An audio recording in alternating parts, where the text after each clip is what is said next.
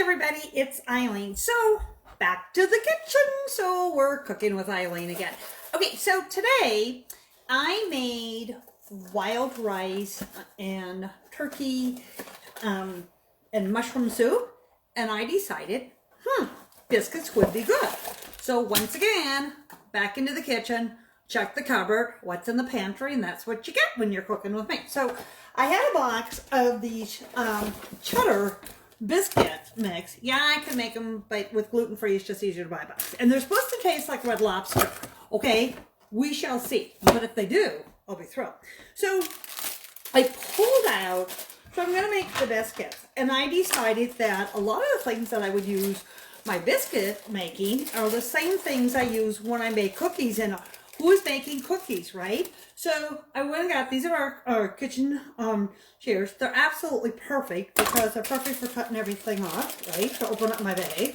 They're also perfect for snipping, like if you've got like the fat on your meat or something. I use them for snipping that. I also use them for trimming my flowers. And then when you put them, whether you put them in your utensil holder or you put them in the drawer, you just slip them into their wonderful holders. I love the fact that all of our sharp items have a holder, right? So that way you're not going to. So, and then you just put a cup of water.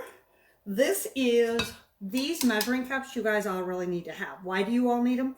Because they're made out of acrylic and the numbers never wash off. I was just talking to somebody the other day about it, and they said, you know, nothing's worse than when you are going ahead and you are trying to read the numbers on your measuring cups or your measuring spoons and you can't. Why? Because they all wash out. So with our acrylic measuring cups, measuring spoons, whether you're doing the liquids or the dry measuring cups, what's nice about them is the fact that the numbers are in between the layers, right? So because of the fact they're in between the layers, they never wash off. So, who's watching me? So, let me know. Comments are wonderful, because then I know who's watching. Otherwise, I just feel like I'm talking to myself. And the ninth thing, the Golden comes down and goes, so, Mommy, who you talking to? You know, the phone. So, anyways, so this is my batter bowl. You know what's amazing, guys, is, oh, that's not enough cheddar cheese. We'll have to add a little bit more. Normally, I shred mine all myself. But my husband likes to just have a bag and pull it out. So we're just going to do it this way. Sort of cheating today, okay? But normally I do it. So anyways, I just added the cheese, added my seasoning here, and then I'm just going to put these in here. So this is my batter bowl. When I started 24 years ago, and I still have my first batter bowl, and they have a lid, and you know the great thing is, they go in the microwave and you can even make a cake. Hi, Katie. What are you doing today? So, leave me a note, you guys. What's your favorite Christmas cookie to make? I'm always curious. Plus, I really love cookies. And if you guys have paid attention to me in the last little while, you'll all know I've been baking cookies. You know, want a glass of milk and cookies? Well, yeah, I make cookies, right? Okay. So, the batter bowl has a lid. It's microwavable safe. It's oven safe. Of course, it's dishwasher safe and cupboard safe, of course, too, right? So what I'm going to make my biscuits on today is I grabbed our stainless steel bakeware baking sheet, right? And then this, you guys, is the handiest thing in the world to own. It's our pastry one, right? So here's why it's so great. It's got little circles, so you know exactly what size, and it tells you. The big ones are 3 to 4 tablespoons, or normally about you would use with your 3 tablespoons. That's what I'm using here. The small ones are for a teaspoon over scoops like this, and these are the 2. Because I'm doing biscuits, and this one takes 12, and you know these biscuits, that's not like they're actually going to spread. I'm going to go ahead, but here's the great thing. Because of the way this pastry mat is made, this is why it's so handy to own, is you know exactly where they're supposed to be, right? And that way you can even. The reason for doing the scoops is because if you measure your food out and you're scooping and they're all the same size, they're going to cook so much more evenly for you too. And isn't that what you all want? The other thing that's really handy because of these scoops, you can just give them a little press, because I know like some of my cookie balls that I make, I have to roll them into little cookie balls.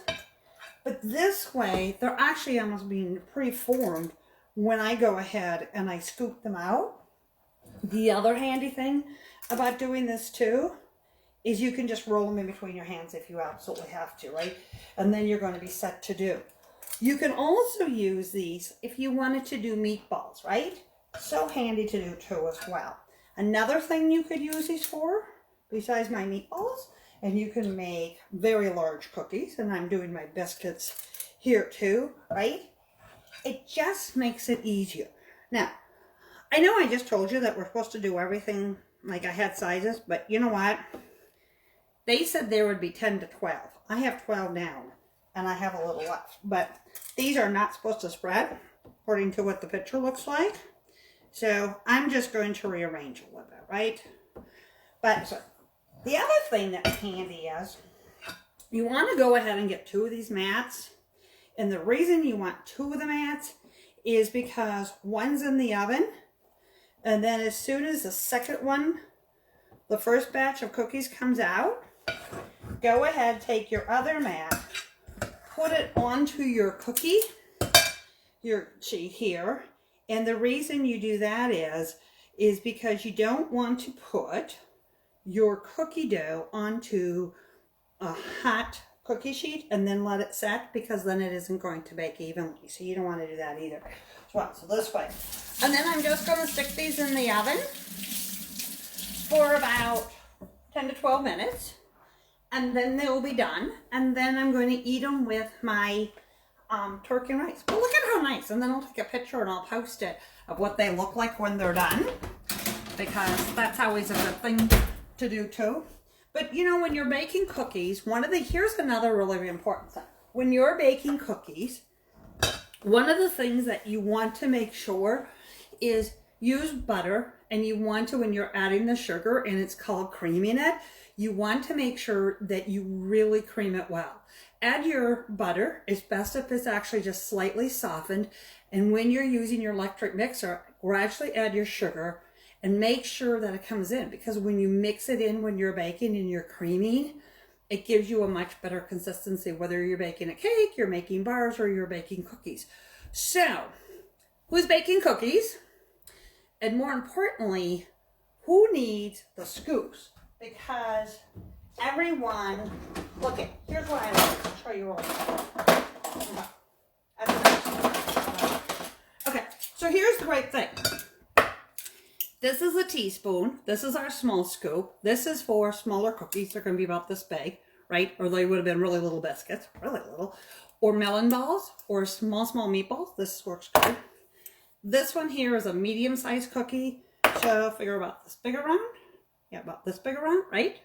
There also, you can make medium-sized meatballs. Like if you were going to make meatballs and then you want to put them on little toothpicks, use one of these 2 sides because they're appetizers. If you're doing dinner and you're doing meatballs, if you only want like 1 or 2 nice meatballs in the center of your spaghettis, you would use this one here because this is 3 tablespoons. If you want to have 3 or 4, maybe, you use a smaller one, right? You could do that. You can use them for when you're making melons as well. It works good for that. Oh, and if you're using the pastry bags that we carry for decorating your cookies, I use my scoop, right? And then I use the medium or the large one, and I scoop my frosting into the pastry bags, so that way it's much easier, I have found, than using my scrapers. Now, of course, I couldn't live without my large mixing scrapers. So, today I decided to show you biscuits. I'm thinking that maybe I should pop back in like every day. So, let me know in the comments if you watch me live or you watch me in replay. Tell me what your favorite cookie is that you're going to bake. And tell me what you would love to see. Which product would you like me to demo? And I could probably do that. So anyways, thanks for joining me. Have a great day, everybody. And I will post my picture of the biscuits when they come out of the oven in about another 10 minutes. Bye.